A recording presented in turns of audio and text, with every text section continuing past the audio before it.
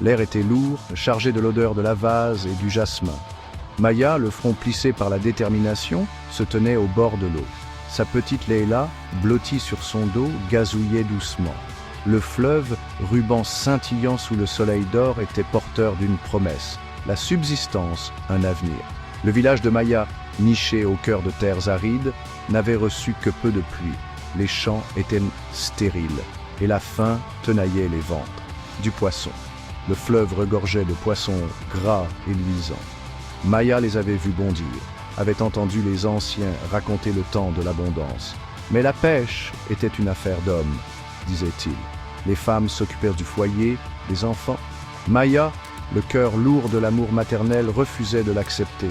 Sa Leila ne souffrirait pas de la faim. Elle construirait un radeau, un esquif pour porter leurs espoirs et leurs rêves, tissés de l'essence même du fleuve, le bambou. La forêt de bambou, cathédrale de lumière émeraude, accueillit Maya dans sa fraîcheur. Le soleil filtrait à travers les feuilles, tandis qu'elle cherchait, les yeux scrutant les tiges parfaites, solides et souples à la fois. Liela, sentant la concentration de sa mère, restait immobile. Chaque craquement de branches, chaque bruissement de feuilles était une prière murmurée au dieu du fleuve. Les jours se fondaient dans les nuits.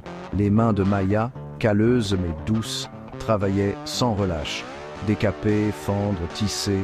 Chaque geste était une danse rythmée, un témoignage de l'amour indéfectible d'une mère.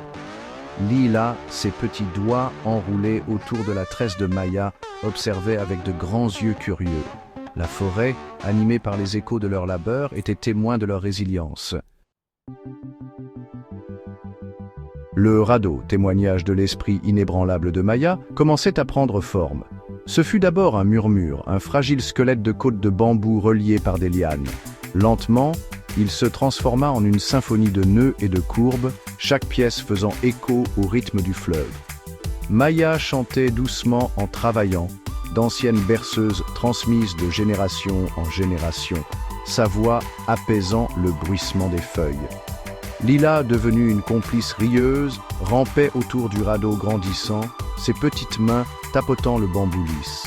La forêt, n'étant plus source d'appréhension, devint leur terrain de jeu, leur sanctuaire. Alors que le soleil plongeait sous l'horizon, peignant le ciel de teintes orangées et violettes, Maya transportait le radeau jusqu'au bord de l'eau, testant sa flottabilité. Chaque flottaison réussie les rapprochait de leur objectif. Le fleuve, partenaire de danse capricieux, mit la patience de Maya à l'épreuve. Les journées étaient consacrées à apprendre ses humeurs, ses courants et ses remous. Leila, solidement attachée à son dos, ne faisait plus qu'un avec l'eau, son rire faisant écho au clapotis des pagaies. Maya, le front plissé par la concentration, jetait son filet, ses mouvements rappelant un ballet gracieux appris de ses ancêtres. Les premières tentatives ne furent que déceptions. Le fleuve, comme amusé par leur détermination, gardait ses trésors cachés. Mais Maya refusait de se laisser décourager. Elle étudiait l'eau, observait les oiseaux plonger pour attraper les poissons et ajustait sa stratégie. Chaque coucher de soleil apportait un regain de détermination, une volonté tranquille de réussir. La brume matinale s'accrochait au fleuve, l'enveloppant d'une étreinte éthérée. Maya, le cœur battant d'espoir, jeta son filet une dernière fois. Le silence fut brisé par un poids soudain, une traction qui la tira jusqu'au plus profond d'elle-même. Lila, sentant le changement d'énergie, laissa échapper un gloussement excité. Lentement, péniblement, Maya ramena le filet. Il débordait de poissons, leurs écailles brillant comme des joyaux dans la lumière du matin. D'énormes poissons-chats, les moustaches frétillantes, se débattaient aux côtés de perches argentées. Lila poussa un cri de joie, ses petites mains tendues vers la prise scintillante. Maya, les yeux emplis de larmes de gratitude, rit, le son résonnant sur l'eau. La nouvelle du succès de Maya se répandit dans le village comme une traînée de poudre.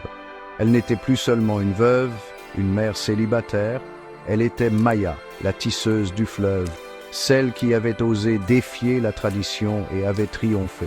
Les femmes, le visage empreint d'espoir, affluèrent vers elle, désireuses d'apprendre l'art de la construction de radeaux, la danse délicate du filet et de l'eau.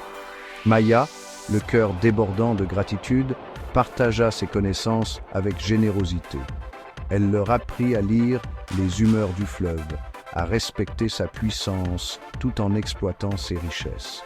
Le radeau de bambou, autrefois symbole de sa lutte personnelle, devint un phare d'espoir, un témoignage de la force d'âme qui résidait en chacune d'elles. Et tandis que le soleil disparaissait à l'horizon, projetant de longues ombres sur le village désormais prospère, Maya sourit. Elle avait non seulement assuré l'avenir de sa fille, mais elle avait également tissé un héritage de résilience, fait de courage, de bambou et de l'amour indéfectible d'une mère.